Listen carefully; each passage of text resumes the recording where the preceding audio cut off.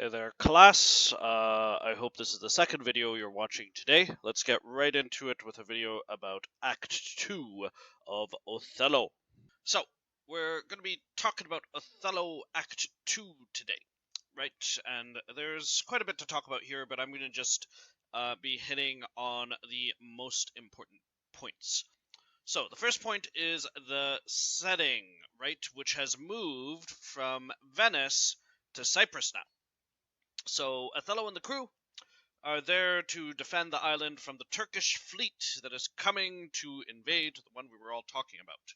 So let's see what happens. So Othello says on page 59, Act 2, Scene 1, line 203, right here, he says very simply, "News, friends, our wars are done, the Turks are drowned."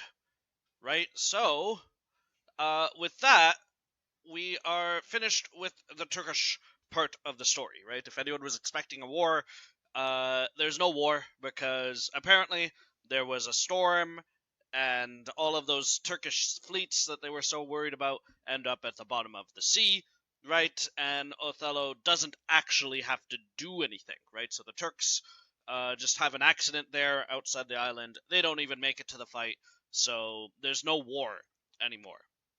So, the war ends up being what's called a plot device, which is to say, just something that created a set of circumstances for the play. Because now, Othello and everyone else, they're all on the island, right? And there's no Duke here, there's no Brabantio, right? All of those people are way back in Venice, and Othello is essentially in charge of this island by default. So, there's a celebration of their victory, right? And everything like that. Othello is no longer in war mode, but rather now is in honeymoon mode, right? Because as you might remember, he and Desdemona came along for the war, right? Because she didn't want to be separated from Othello. But they haven't really had time for each other before now, right? Because Othello would have been busy organizing the army and everything like that, right? So they haven't had time for each other before this point, but now, well, they can do that, right? Because there's no more war. So lucky for Othello, he can now finally have a proper honeymoon, right? And not so busy anymore. But Iago is, of course, hatching his plans at the same time. Iago says, just on the same page 59, where before Othello comes in, he says, "Oh, you are well tuned now, but I'll set down the pegs that make this music as honest as I am," right? That, by the way, is an aside. When you see an aside, it's like a soliloquy. He's talking to the audience. But nevertheless, Iago here is planning his business against Othello. Now, just a quick note about this guy, Roderigo. Roderigo, we saw at the beginning, he is in love with Desdemona and everything like that. And Iago has convinced him of something very specific here. This is, again, on page 59, Act 2, Scene 1, line 222. "Lay thy finger thus, and let thy soul be instructed. Mark me with violence, she first loved the Moor, but for bragging and telling her fantastical lies, and she will love him still for prating. Let not thy discreet heart think it, her eye must be fed, and what delight shall she have to look on the devil? When the blood is made dull with the act of sport, there should be again to inflame it, and to give satiety a fresh appetite, loveliness in favour, sympathy in ears, manners and beauties, all which the Moor is defective in. Now, for want of these required conveniences, her delicate tenderness will find itself abused, begin to heave the gorge, relish and abhor the Moor. Very nature will instruct her in it, and compel her to some second choice." So, this is how Iago is controlling our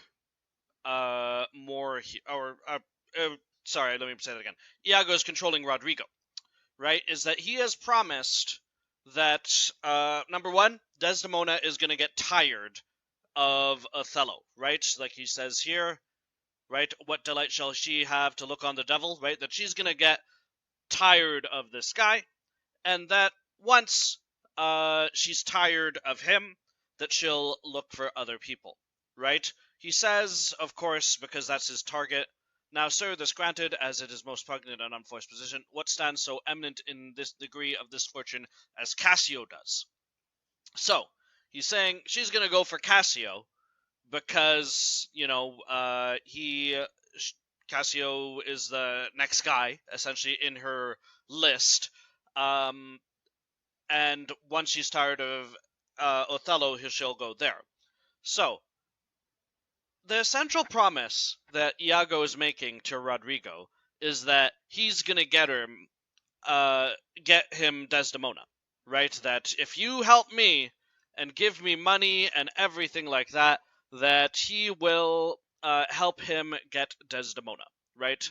So Iago promises Roderigo that, and Roderigo, being a not very smart person, he says, "Oh, yes, okay, I'll do whatever you say," right? And so he's sort of makes himself into Iago's puppet, right? So Roderigo is ultimately a simple character to understand because he's very stupid, right? He just does what Iago says because he's told, "You do what I say, and Desdemona will be yours," right? So he's gonna essentially be Iago's little pawn from this point forward in the play, and that's why, right? That he thinks, I do what this guy says, and he'll give me Desdemona, right? So he trusts Iago, and obviously he shouldn't. Now then, let's get to the party. Now, so this next scene with Iago at this party, right? It's a lot easier to understand when you can see it, right? Because it's a very intricate scene, right? Iago does this, Iago does that, right? So a lot of things are going to be happening in this scene, and it's very helpful to watch it, right? Some students have given me links to certain websites, like this Zoe Chip place, that have copies of the Othello version that that I like most, right? The 1995 Othello version. I'm not going to link those on the website because, I don't know about the legitimacy of this website. But, you can find copies of it, and you can always pick up a copy on Amazon.ca if you're willing to pay, right? But you can find this movie, right? This 1995 Othello online, and watching it is going to make this next scene a lot more clear, right? So, guys, if you have access to the movie, right, I encourage you all to, of course, share it. Now, let's get back to speaking about. All right, so, in this party, nevertheless, in Act 2, Scene 3, right, one of the most important scenes in the play, you've got Othello here, who's about to have his honeymoon, right? Where he says at the beginning of the scene, Act 2, Scene 3, Line 1, "Good Michael, look you to the guard tonight. Let's teach ourselves that honorable thought not to outsport discretion," right? That's on page 65.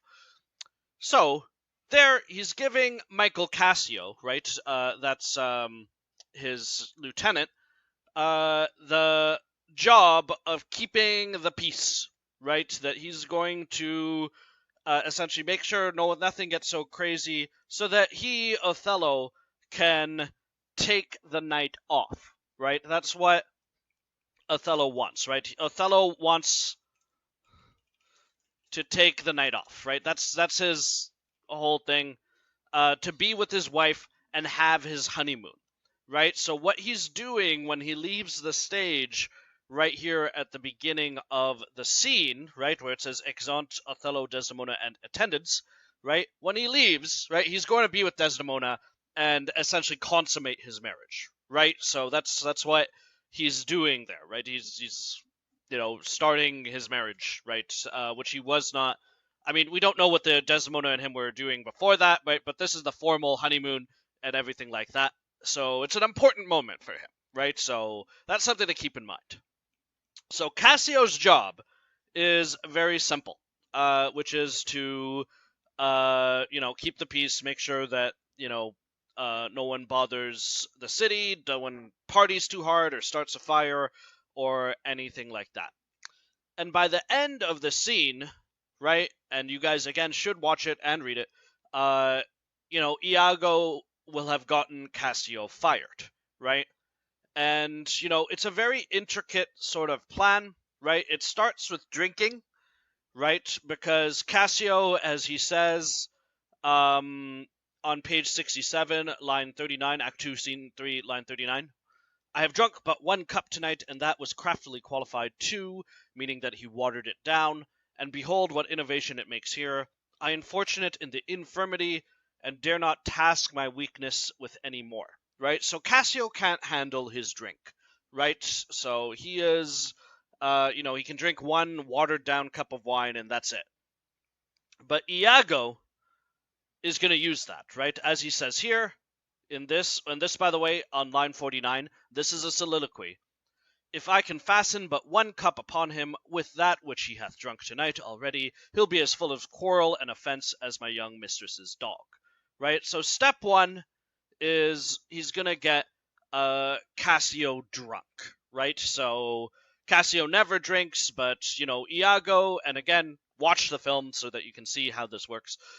Iago sort of peer pressures him into it, right? And he gets Cassio drunk, right? He then tells this Montano fellow, where is that? Where that Cassio here has a drinking problem, right? So Montano, incidentally, is one of the nobles in Cyprus, right? So he's a sort of the Brabantio of Cyprus, right? He's a important man, rich, powerful, everything like that, right? A friend of Othello, right? And Iago tells this Montano guy, right, when he sees Cassio drunk, 'tis evermore the prologue to his sleep. He'll watch the horologe a double set, if drink rock not his cradle, right? And you see horologe there. Watch the clock 2 days in a row, that is. He'll stay up all night. So what he's saying is that Cassio cannot go to sleep without getting drunk, right? So that's the little lie that Iago plants there. And at that point, everything starts to come undone, right? Because Cassio, step 3 is to Roderigo, right, who is, remember, Iago's pawn, gets Cassio angry and gets himself beaten up by Cassio, right? We see that right here, right, where we don't know what Roderigo said, and Cassio's hitting him, right? He says, "You rogue, you rascal," right? So Montano sees that, right? He witnesses that, and he thinks that Cassio's a drunk, tries to calm him down, and ends up fighting him. And then Iago and Roderigo then yell about mutiny and alarm. People start to panic, and what do you know? Othello has to come out and calm people down, right? When he says on line 165, hold for your lives, he has had to come back from his honeymoon, right? So Othello was trying to, enjoy himself, right? It's his honeymoon, but now this has happened, right? So he sort of wrecked the honeymoon of Othello, or at least it seems like Cassio has. So, everything that happened was set up by Iago. Iago is the puppet master, he's a smooth operator.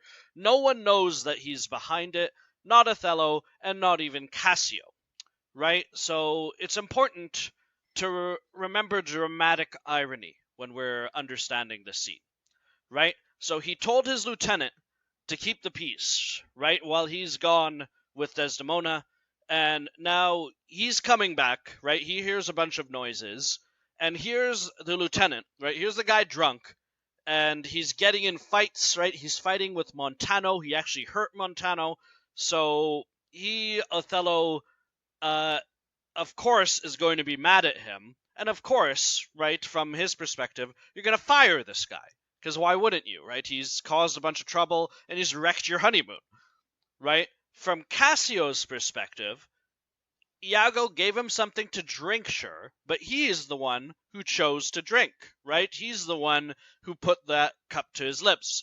Iago sort of cajoled him into doing it, but it's still Cassio that made the choice. And plus, as we're about to see, Iago tries to defend him before Othello fired him. So, Cassio thinks that Iago's still a good guy. So, this is a very important thing about Othello, right? Which is, again, the dramatic irony, right? You can't reasonably say that Othello is stupid for not understanding what was happening here, because, well, the dramatic irony means that he was not listening to Iago's soliloquies or asides, right? He does not know what Iago is doing. We see Iago plan things out, but the characters, right, mainly Othello, is not listening to Iago, right? So that is why, you can't really say Iago's stupid. Same thing with Cassio, right? So this is a very big aspect of this play, because, like I said in the first act, you always will know what Iago is doing, right? The audience always knows, but the whole thing here is that Iago does not, how should I put this? Iago's actions are not known to the characters on stage, right? So we know, but the characters on stage don't know. And let me tell you, as this play goes on, that drives you crazy, right? For those of you who've gotten to the end already, you'll know, right? By the end, you sort of really hate Iago. Let's take a look at Iago's speech here, right? Which is probably one of the more remarkable speeches in the play, right? Act 2, Scene 3, page 77. Iago here says, "Touch me not so near. I had rather have this tongue cut from my mouth than it should do offense to Michael Cassio. Yet I persuade myself to speak the truth, shall nothing wrong him.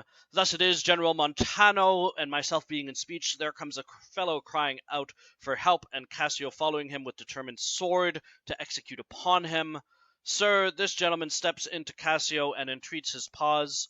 Myself the crying fellow did pursue, lest by his clamour, as it so fell out, the time might fall in fright.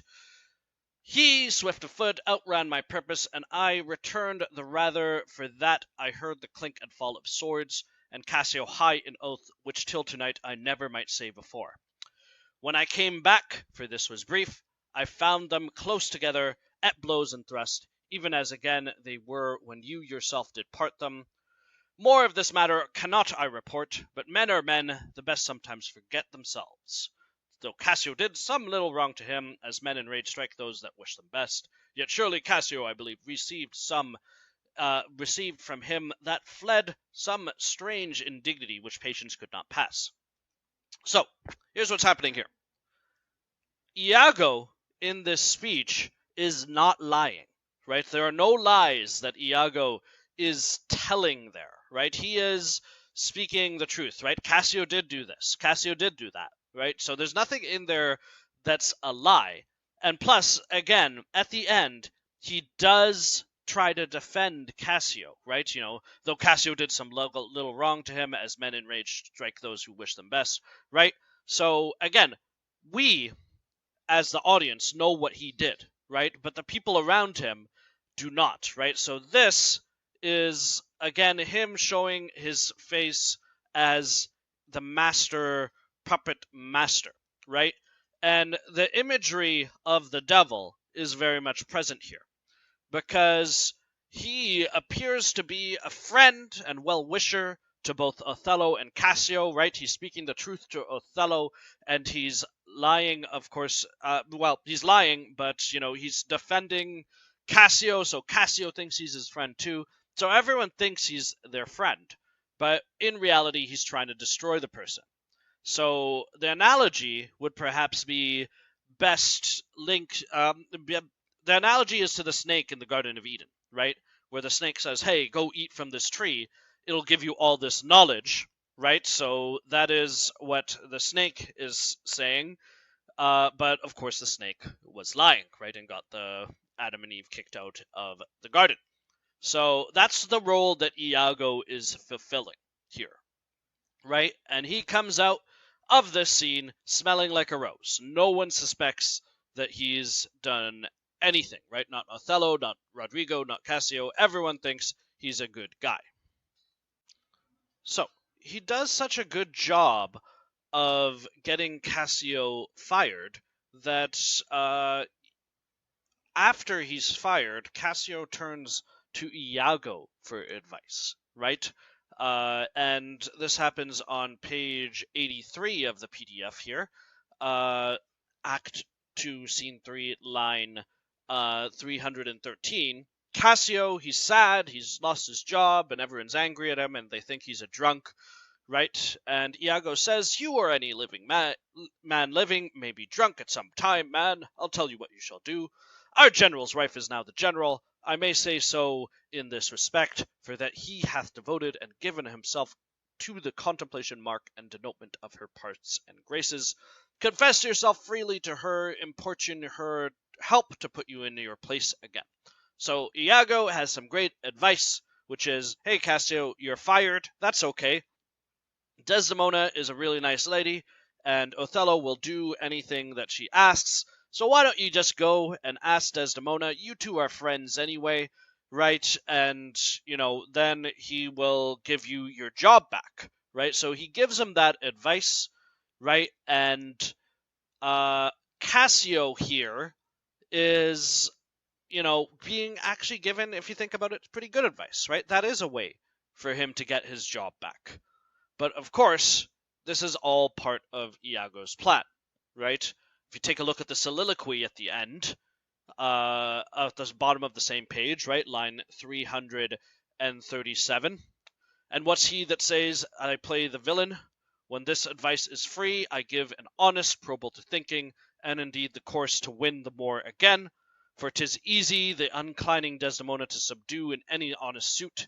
She's framed as fruitful, as free as the free elements, and then for her to win the more, weren't to renounce his baptism, all seals and symbols of redeemed sin, his soul is so enfettered to her love, that she may make, unmake, do what she list, even as her appetite shall play the god with his weak function.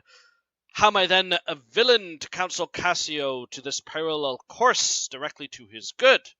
Right? So what Iago is saying there is that, this is good advice. Go talk to Desdemona, and Othello will do anything for her, right? That Othello loves her so much that, he'll do anything for her. So this is good advice for Cassio, but of course Iago says, "Divinity of hell, when devils will the blackest sins put on, they do suggest it first with heavenly shows, as I do now. For whiles this honest fool plies Desdemona to repair his fortunes, and she for him pleads strongly to the more, I'll pour this pestilence into his ear, that she repeals him for her body's lust." Right? So that's the plan. Right? Cassio's going to go ask her for help. Iago's going to tell Othello, hey, something's going on with Cassio there. Right? What's going on there? So, that is Iago's game here. Now,